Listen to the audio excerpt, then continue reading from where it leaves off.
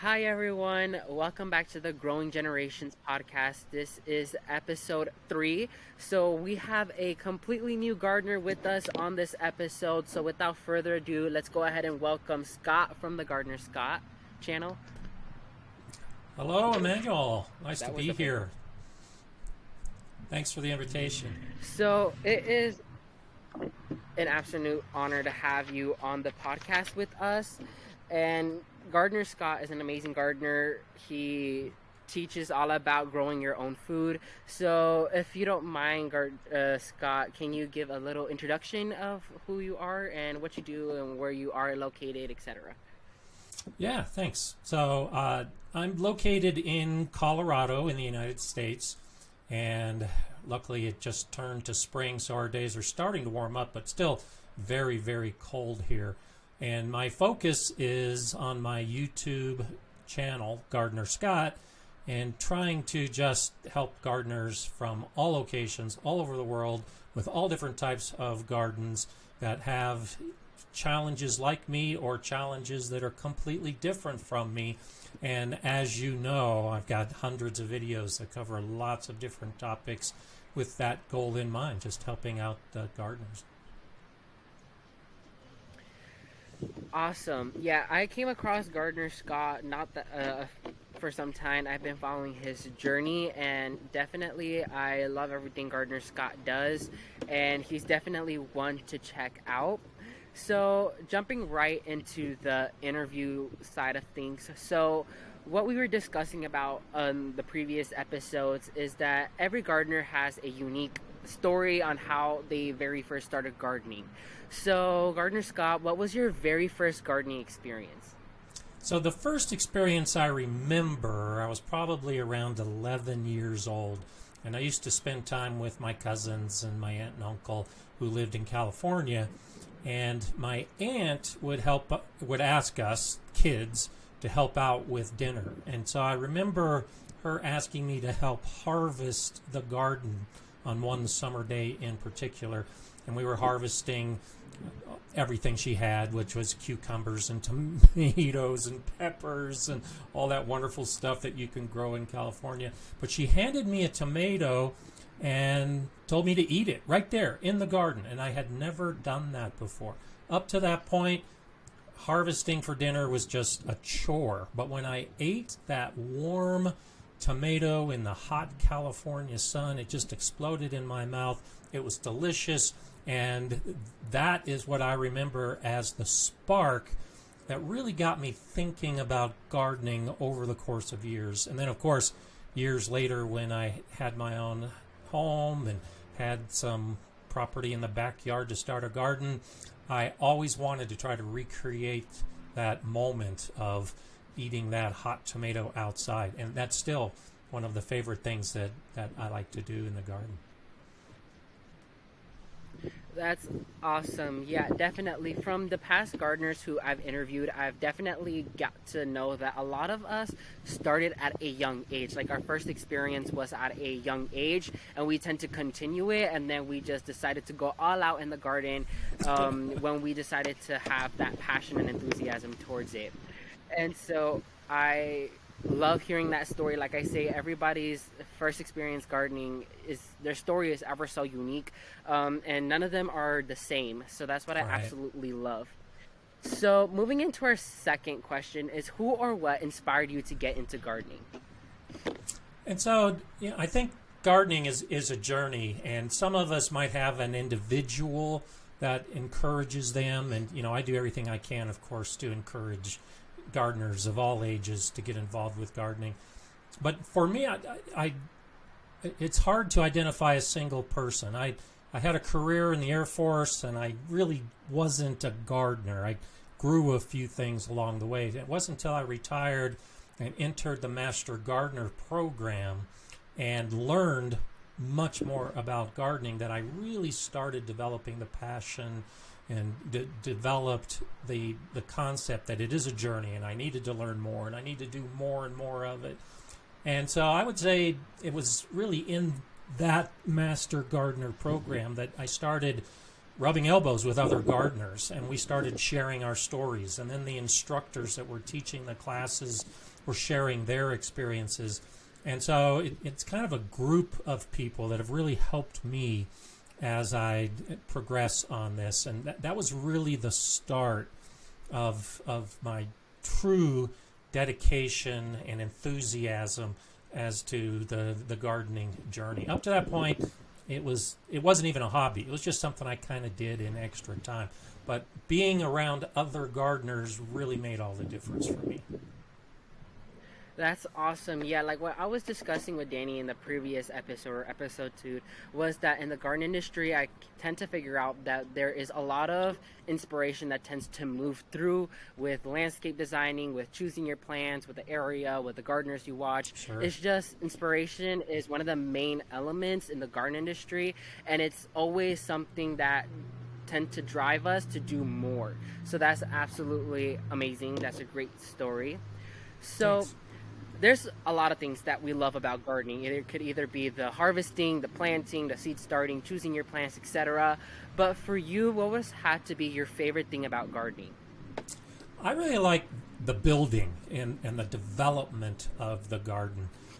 In all the gardens I've had over the last 30 years, I started with nothing. I actually cleared the ground and then started building the beds and then putting the plants in. And that's the part I really like. It's the building of the garden. I worked at the biggest school garden in the state of Colorado and one of the biggest in the country. And we started with nothing. And that was where the enjoyment came in for me, was the design, the build, and then the development of the garden. And I'm one of those gardeners, I don't think it has to be done all at the same time and all in 1 year even. And so the house I'm at now, this is my 4th year, and I'm on a 5-year plan to build out my garden. And it's that opportunity to get out every day and figure out what's coming next, and then adding a new bed that year, or maybe planting some new trees that year. But it's adding to the garden on a consistent basis. So it's always new and it's always changing. I think if I were to just hire somebody to build a garden and put it in place all at once, I wouldn't enjoy it nearly as much. Agreed. Definitely building has to be one of my favorite things to do in the garden as well, because I'm able to use my creative mindset in certain things about what I'm going to use, what the design is going to be. So definitely building has to be one of my favorite things, especially since I'm able to spend more time with my dad, who is one of the main people who helped me get into gardening. So Nice. definitely building is definitely one thing that I love about gardening as well. But something else I tend to see a lot of people answer is the peaceful environment, because like a lot of gardeners nowadays have side jobs, or they have jobs that they work at, and so to get away from those like really stressful environments, they go in the Sure. garden and it's just like peace. They're at peace. So, moving on to our 4th question, which is kind of more of a broad question, is what would be your favorite plant to grow, since in every single gardener's journey, you grow so many plants, you experiment, you trial, and you tend to figure out which ones are the ones that perform best for you. So, what would have to be your favorite plant out of everything you grew?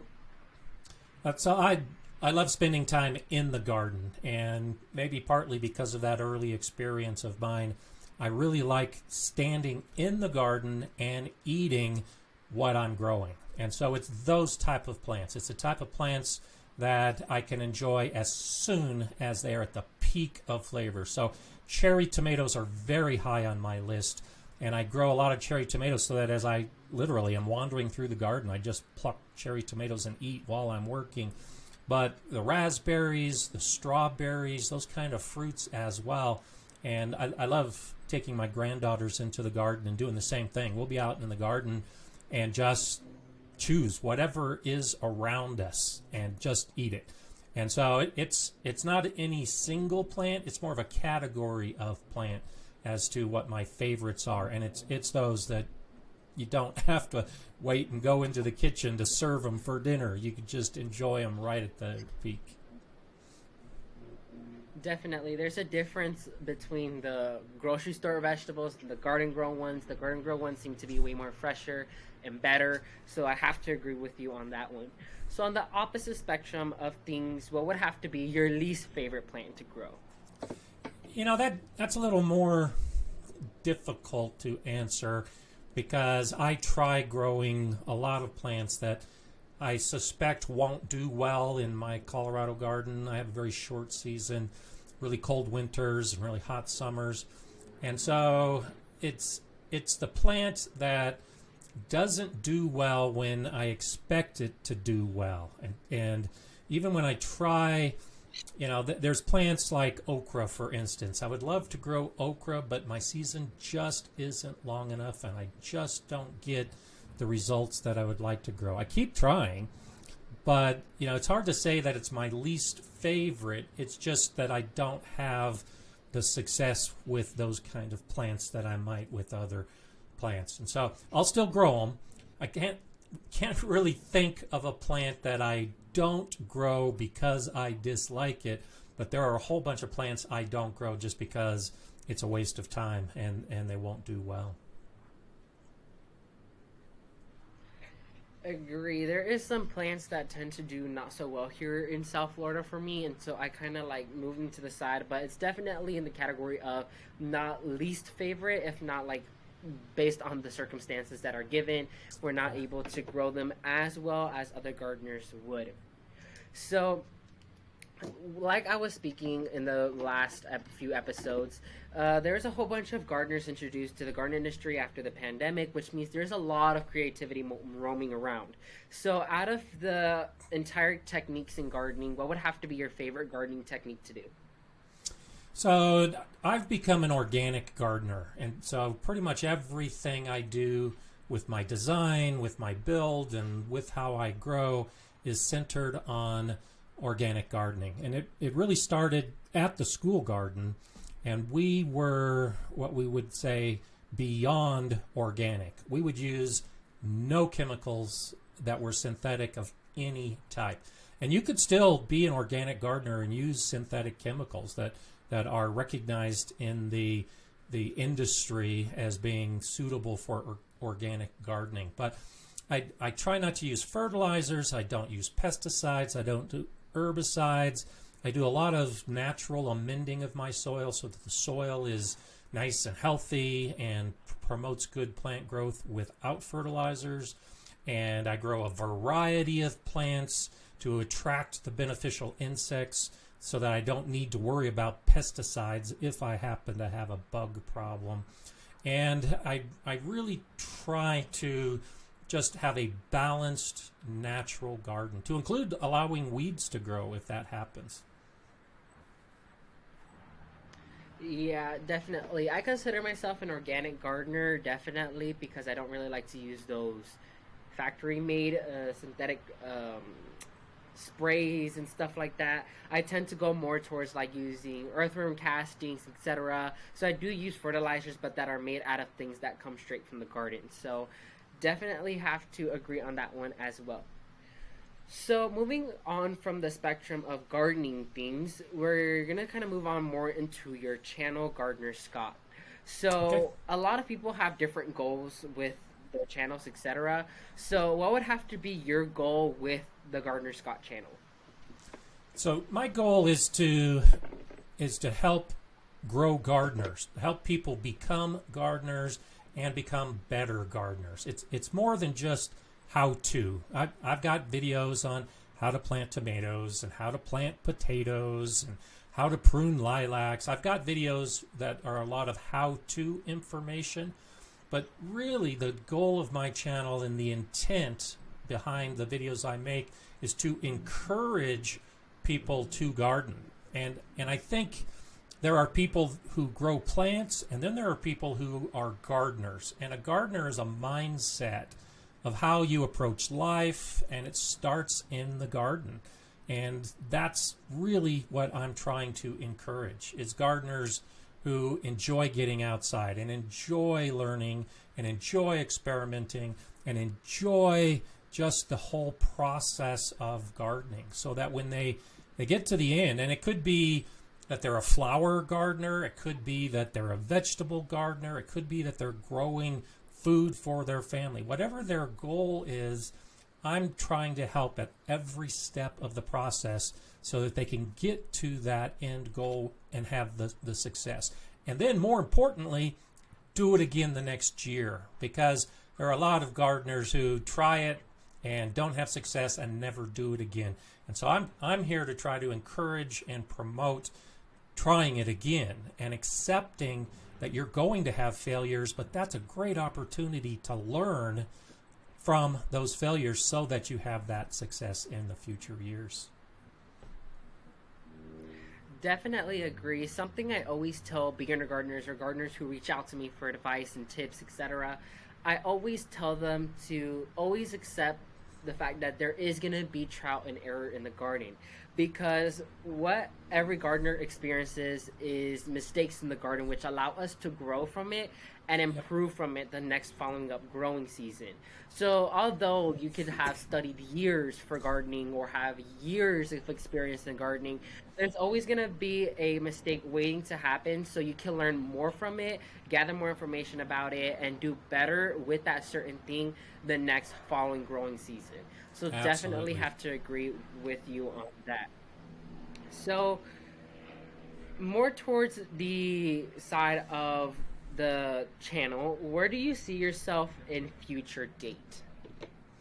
And so I have over 400 videos. I've got over 150 live streams that I do every Monday. There's a ton of information out there. And so I think I've achieved most of what I've set out to do, which is provide that information and provide that encouragement. And I'm looking forward in the years ahead, and maybe even starting next year, where I actually travel around and I start visiting other gardeners and other gardens and gardening related organizations and businesses, because that's one of those things that most gardeners have no clue what's happening behind the scenes with seed companies or other type of organizations involved with gardening. They don't know what other gardeners are actually doing that might be filled with good information and good techniques. And so that's where I think I'm headed as I evolve my channel, is to do more of those kind of videos where I can share what other people are doing and maybe prompt gardeners to try things a little bit differently and do things a little bit better because they didn't even know a better method existed.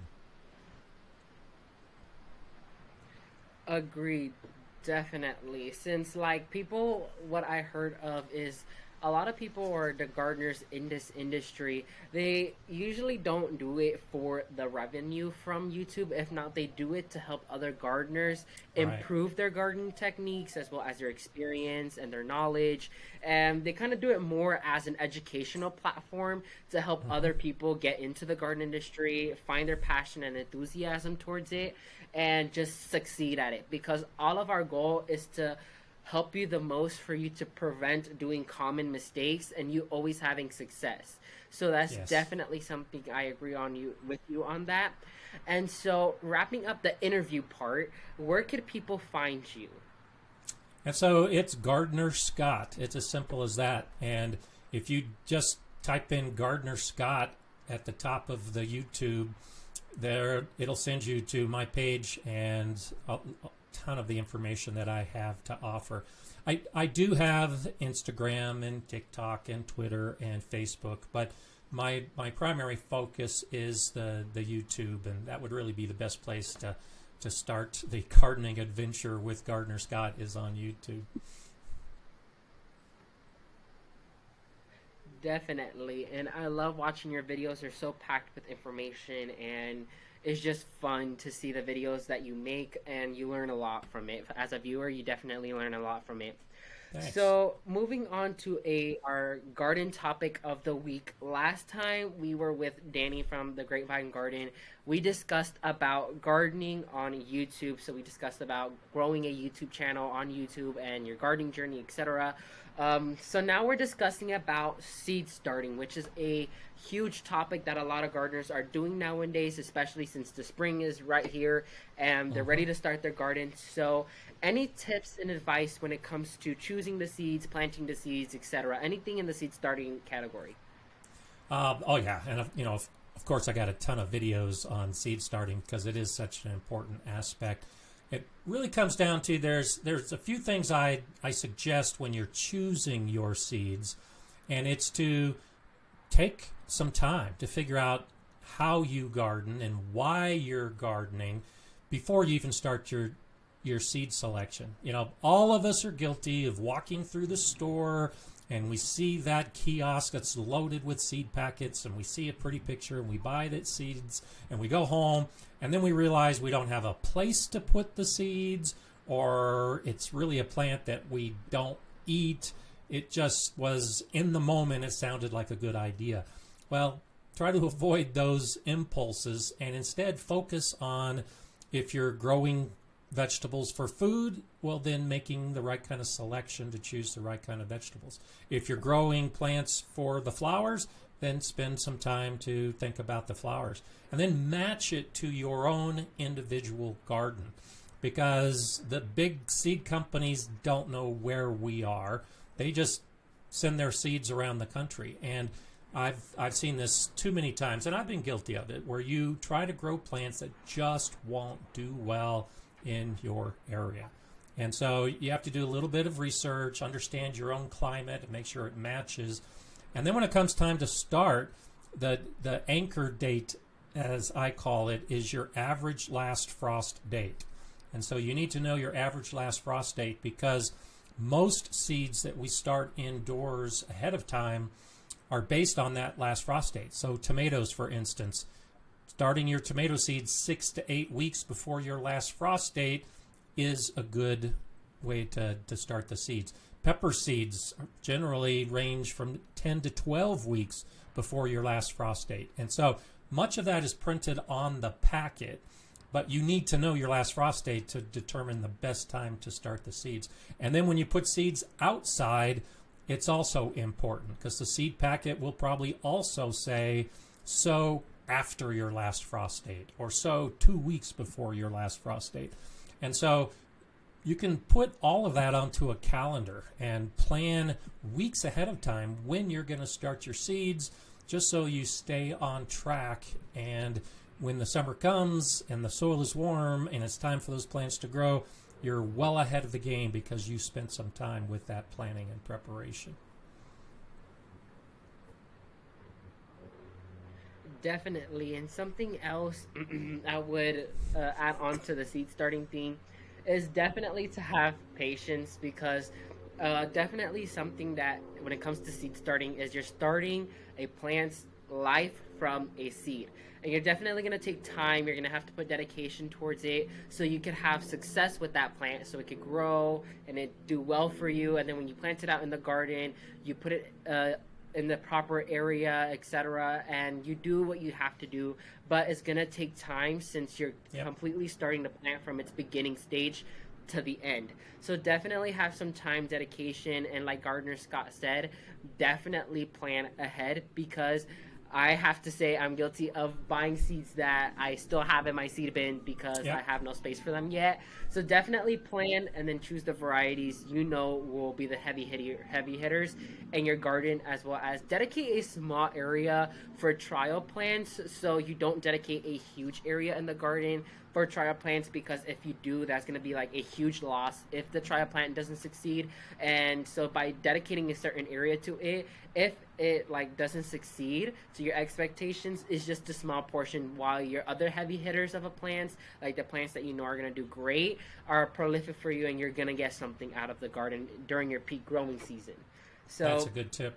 definitely have to agree with that. And those were some amazing tips and advice that you gave for seed starting, since seed starting is literally right around the corner. And some people are even starting seed starting, like me. Oh, sure. I am doing seed starting right now for my summer crops, since we don't have no winter. Like the lowest we've gotten is 50, and that's it.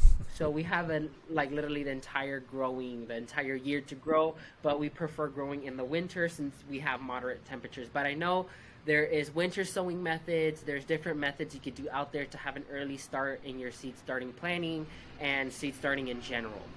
Yes. So we talked about the interview as well as the garden topic, which was seed starting. And so that wraps up the episode 3 with Gardener Scott. A huge thank you to him for joining with us on this episode. It was such an honor and really, really great to have you on the show with us. So thank you again for taking time off your day to come record with us. And so definitely go check him out if you haven't already. I'll be leaving his media info in the description box below for you guys to check out so it could be easier for you guys to access him.